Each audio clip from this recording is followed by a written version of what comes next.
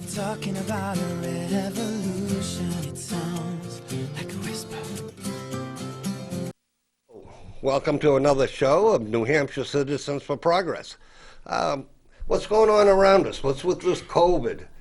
What do you need to know? What do employers need to know? What do employees need to know? We have people that are providing training on worker safety and on what's going on with COVID. And Hello, I'm Brian Mitchell. I am the director of the New Hampshire Coalition for Occupational Safety and Health. We're a nonprofit. We've been around for 30 years. We keep workers safe by advocating for stronger safety laws in Washington and Concord, and we also do it by teaching classes.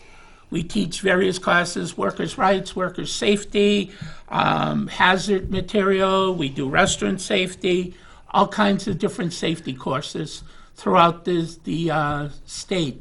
We go into adult learning centers. We go into ESOL programs, and we will train anybody that is willing to put a group together, and we can do it live or via Zoom.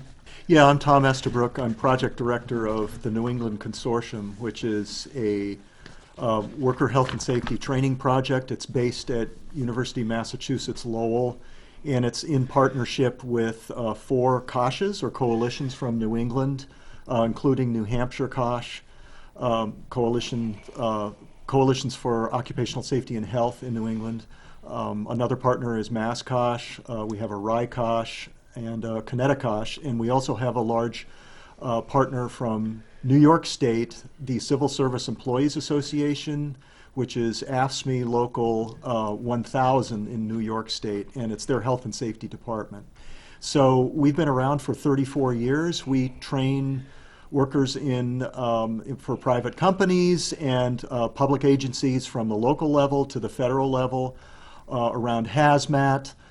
So hazardous materials, emergency response, construction safety, roadway, work zone safety, disaster preparedness, and infectious disease preparedness, including COVID. And so we've been running courses since the beginning of the pandemic, free courses for the general public and for different companies and agencies and organizations, 1 to 2 hour courses on preparedness, around the COVID disease and coronavirus. so when you say Cosh, that this is pretty much OSHA, Occupational Safety and Health? Yeah, well, the Koshes are nonprofit worker advocacy organizations, so they're funded from many different ways. From unions help to fund them. They're funded from foundations, and they get some of their funding, at least here in New England, from the federal government. From the National Institute of Environmental Health Sciences. It's one of the agencies of National Institutes of Health. Everybody recognizes NIH. That's where Dr. Fauci, Anthony Fauci, works. But he works in the Infectious Disease Institute. We're in an institute, National Institute of Environmental Health Sciences, which has a worker training program. And we've been funded, our partnership, our consortium has been funded for 34 years. We're still around. We're still doing tons of training. And more recently, we've been doing a lot of COVID training, trying to keep people safe on the job, frontline workers, and a lot of other workers, people who are concerned about not having kind of like workers get sick from the disease while at work. The COVID situation has been really strange. I mean, we're getting the variants now because not enough of the population is safe from catching the disease. So one of the things about viruses is they do whatever it takes to survive, and they mutate and change. And unless we get these people vaccinated, or to the point that this disease comes to an end, we're going to have it forever. So it seems difficult with all these variants coming up. The training has to change with the times. So what are you working on? I see you got an upcoming event now, COVID-19 and its variants. Can you tell us about that? Yeah, so we've decided we had different kind of like versions of this COVID preparedness a course that went on since April of 2020 up until this past summer. And with the Delta variant, which really kind of like took off in midsummer, June, July, we saw a need. Well, we've got to update this course, and we've been offering it for free. So any organization, company, or agency, or just private individuals can take our Zoom. They're online courses, and so we're offering 2 of these per month. In October and November, and then 2 in December, and that the information is going to be available on our website. It's there. We actually have information that I think you're going to share with the audience. So why don't we tell the audience how to get to your website? Yeah. So the best way to get to us, and we have like always changing, upgrading our website. The best way to get to us is www.uml.edu/TNEC.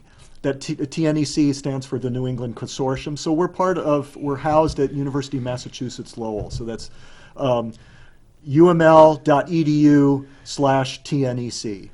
And that'll take you right to all the information you need about these free courses. So that's one course. It's on COVID. We also have some other free courses that we're offering as well, that I can get to in a minute, but if you want to No, keep going. Keep So going. we're Great. offering some other ones that are actually quite timely. We have one on disaster preparedness, given all the storms that have kind of hit the region and the southeast United States, even New York, and coming up our way. We've been doing courses for years on disaster preparedness, largely for companies, private companies, and municipalities, so local DPWs, on how to prepare. So this is a 2-hour free course on, how do you get your organization or town, if you're a nonprofit, how would you kind of like prepare your people if they're going to be responders or volunteers in a cleanup after a storm? How would you stay safe best? Thinking about the practices you need to have to keep everybody safe, the personal protective equipment, all of that. So this is a 2-hour course. We're offering that twice a month now. Over the next 3 months. So these are both using Zoom? They're all Zoom courses. No, these are Zoom courses. A lot of our more traditional courses are in person. And so we continue offering those, and we work out of our training center at UMass Lowell. We have for in-person training there, and we do a lot of on-site training for towns and cities and state agencies and companies. We can go to you, or we can go to a local public library and offer like a 1-day course or a 2-day course.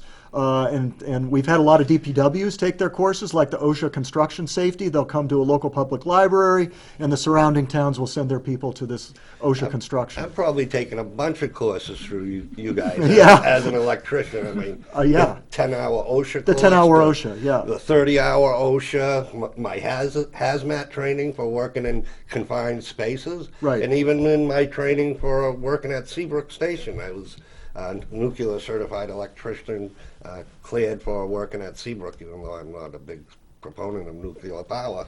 I like to have it function safely. So, yeah, I see a whole bunch. I mean, I've probably taken all my training with you guys. You do another event that I've attended, which is every year we have a workers' memorial. And April 28th is a day set aside to remember the men and women that went to work and didn't come home. So every April 28th, we have a Workers' Memorial Day event at our hall in Hooksett. We're in the Plumbers and Steamfitters Hall on 161 Londonderry Turnpike. And we have an event that we have a memorial plaque that we rededicate every year. We add the names of the men and women that, as I said, went to work and didn't come home. We add their names. We invite their families. We invite the politicians so that they can come and they can put a name with the face, to say, on average in the United States, 14 people get killed a day at work. Okay. Yeah, I was. But if you put a name to it, there is a name that sticks in my head, and that's Tom Wooten. Tom Wooten was killed in 2016. He was working at a public works garage, and he was crushed between two trailers. His family has stepped up to the plate to keep Tom's memory alive, and they work legislatively to get legislative passed to strengthen the laws for public employees. They've been successful and had 2 bills passed. The governor just signed, I think it was 448, that creates a committee to look into strengthening the laws for public employees. And we invite them and we rededicate the plaque, and we want to make the families know that their loved ones did not die in vain, that they're going to be remembered. And there also is a public employee monument up in Concord on Hazen Drive for public employees that were killed in the line of duty. Wow, there's nothing more important. Virtually everybody works for a living, and it's so important to come back home afterwards the way you went in the morning, with all your limbs and your life. And sometimes it just seems that we're commodities that have very little value. And in some companies that I've worked for, the concern for safety is non-existent, So. Well, I think that's a common theme that runs throughout our economy. That safety just takes a back seat, and to get to the issue of kind of like why Brian's organization is here, the New Hampshire Coalition for Occupational Safety and Health. It's to help to remind people and to educate the public and to fight for stronger laws and enforcement of those laws. But there's also a big role for training too, because a lot of employers they don't see safety as like that's not a top shelf issue. It's something that maybe we have to attend to, but unless something really bad happens and someone gets seriously hurt or killed, we're not going to address it. So they're not really being proactive. I would say most workplaces are not being proactive enough as they could, and even kind of like local towns and cities where you have someone working for DPW, when something like that happens, then they start to realize, wow, we really were not putting enough into kind of keeping our workers safe on the job, training and following all of the precautions, and it isn't until something like bad happens that something gets done, and that's unfortunate because then it's really it's the burden is put on the worker and the worker's family who you'd have to suffer through it.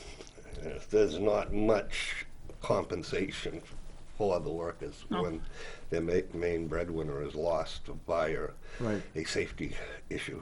I mean, that's the worst thing that can happen, right? It's just when there is a death in the family, it's just and when we hear about this, it just really kind of it's shocking that it does happen because it's preventable. I mean, all of these, just about all of them, and save for maybe like a lightning strike. But even that, even getting struck by lightning while on the job, there are things you can do to prevent that, right? So just about every fatality and injury are preventable. I say leave the door open a little bit there, but really we can say every fatality and injury are preventable. So why aren't we doing it is the question. Like why aren't employers doing it? Why aren't different organizations doing this to keep their people safe on the job? We were talking earlier about news that people don't see on TV. One of the hardest parts of my job is to locate fatalities. I know there are more people out there that lose their life at work, and we have a difficult time finding it. You don't find them in the newspaper too often. You don't find them online very often. The TV doesn't cover them. And what I would ask the audience is that if any of you know anybody that was killed in the line of duty at work, to call New Hampshire Cosh at 603-232-4406 and let me know that that somebody who passed in the line of duty, so we could memorialize them and put their names on our plaque and let their families know. We have a workers guide that we have that we send to families that passed away that tells them, that they have this available to them. You can do this, you can do different things. So if anybody knows of anybody, we would appreciate, the help. Yeah, you're not the only person. I mean, I worked at Budweiser, and someone died on that job site while I was working there. It was a gentleman came to pick up one of the lifts for the lift company, and he was putting the lift onto the trailer to transport it, and he went off the side of the trailer, and he died, Yeah. So I've been on a job site where that's taken place, Wow. and it is just, I mean, you never think that. I go to work every day. It might be a day that I don't come back home. Yeah. I don't see my family, Yeah. How do I provide for What was the last thing you said to your wife when you went to work? I love you, bye. I'll love you, bye. love Or what are you going to make for dinner? Nobody ever says, I'm going to go to work and I'll never see you again. Which is really, sometimes that happens. I generally think that workplace health and safety is underfunded, vastly underfunded in the United States.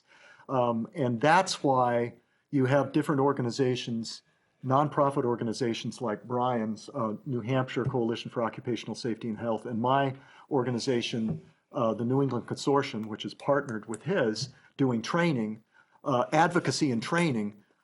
That's why we exist, to kind of like elevate this whole topic of safety in the workplace. You need to keep people safe in the workplace. So it's education in order to bring legislators around to be able to strengthen the laws and to enforce those health and safety laws, and through training in the workplace as a way to push management, to push employers to do the right thing, to train their people as best they can. So training and education and advocacy we have that because health and safety is not prioritized in our society.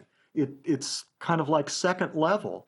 And very often employers are going to make the decision, whether it's a private company or whether it's a municipality or a state agency, not to put money into training their workforce well or into getting the best safety types of equipment and safety practices and measures in place. They just generally do not, because they're underfunded, and safety is generally underfunded. It's not a high item on the budget of any organization. I don't have time for that. That costs money. Well, it does cost money, but in the end, it actually can save an employer money. When you think about the workers' compensation costs, the hospital costs, if you look at it in its totality, it ends up costing society a lot more to have injured and killed people on the job. But we're not kind of like incorporating that into the cost of doing business. It's sort of pushed off onto society, unfortunately. And if a person gets killed in the workplace, you said you were an electrician. How much money did you spend on your education? Oh, geez, I can't. I mean, that was high school, college. I have to upgrade every 4 years, and that's not including different parts of my trade that change so quickly. So if you were killed on the job and they had to replace you, they would have to help somebody get that education. So in addition to all the other things that it would cost the company to retrain an employee to take your place. Yeah, I work most of my time I've spent as a union electrician, and we don't get a lot of the small work in New Hampshire. But our safety record is so good that on the big work, the cost of insurance and workers' compensation, that we're able to win those jobs because our safety record makes the insurance, it makes the cost less for the companies. They can bid and pay their workers and themselves more because they're not sending it off to the insurance companies for someone getting hurt. That's right. And actually, different studies from different organizations on the cost effectiveness of safety training and just safety in general in the workplace for every dollar spent on safety measures, including training and equipment and all of that, will save the employer, will like double, right, in terms of kind of like saving other costs there. So for every dollar spent, saves $2. Which and you see this also from public and private studies of this. Yeah, It pays, safety pays. so many things. You got to look at the long-term picture, you know, Yeah. from all the associated costs. Yeah. And a lot of times people don't just look at the little teeny or a part of the puzzle, not the whole puzzle. So, And it is a puzzle. I'm glad you put it that way. It does, it seems like a puzzle, I think, for, let's say, a safety director at a company or for a Department of Public Works. He has to make the decision, should we get this more expensive, but better equipment here, reflective clothing and hard hats and the better stuff for protecting our crew. And yes, it actually pays to go the extra mile. And they have to figure it out. So someone has to be piecing this puzzle together. And that's where I can think a good kind of safety officer or safety manager at a company or an organization can see. And so we're helping to educate them too. yeah, so I like your training here. It's both for employers, it's for employees, or groups, nonprofit organizations that we have out there providing services like Meals on Wheels is something provides. They got constant contact, kitchen food, and they're dealing with older and less healthy population. Mm-hmm. So it would think that we're here in New England, and I just can't believe all these people that don't believe in face masks. I mean, I've heard people saying OSHA says face masks are bad. I wore dust masks as a construction electrician. It's almost I have to wear continuously during the day. I mean, it's not a respirator. Right, it's just a dust mask. And why is that any different from wearing like a surgical mask on the job to keep yourself safe from COVID? It's really no different. And in the people in the trades, right, they understand this. You got to wear that dust mask. You don't want to. That and from New England, when you're outside in the cold weather and you're breathing, you see this fog around you. Yeah. That fog is atomized water droplets, and that virus is hopping a ride on those water droplets. So it's not that the mask is stopping the virus. It's stopping me from aerating the space around me with atomized, vaporized water droplets and a virus. So it's all time, how much time you're in the environment, how much ventilation there is, your duration, and your space. Mm-hmm. So these are the factors that consist of being safe working with COVID. Are there other factors? And we'll bring this to a close. Well, there's the issue of vaccinations, right? And we're hearing now, I think a lot of workplaces are struggling whether to require their employees to vaccinate or not. And it's a serious, struggle, but we're trying to protect people, right? I mean, the issue is like you're trying to protect your coworkers too. And I think you're thinking, should I get vaccinated or not? So those are things that we address in our 2-hour course on COVID too, is like, how do we do it? And when you have a very infectious strain of COVID, the Delta variant, right? That makes the vaccinations even more important for just general protection of the community. One other thing that I want to mention is that I'm involved with the OSHA Roundtable, New England Roundtable, and we meet by Zoom every Wednesday morning from 9 to 10:30. If people want information, they could email me at nhcosh@nhcosh.org, or they could call me at 603-232-4406. Okay, well, here's the Health and Safety Training Series for the month of October.